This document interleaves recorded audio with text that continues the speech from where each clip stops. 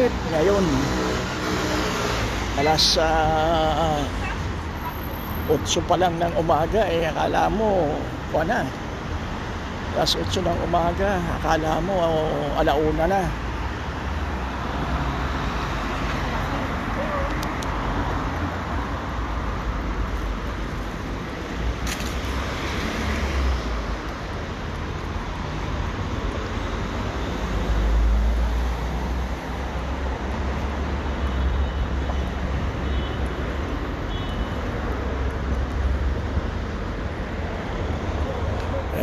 Iba pag summer sobrang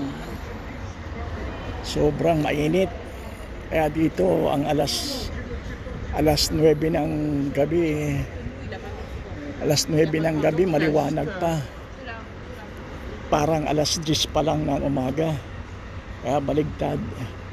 Kaya ang ganda nito sa Pilipinas, pwede ka pang magtanim.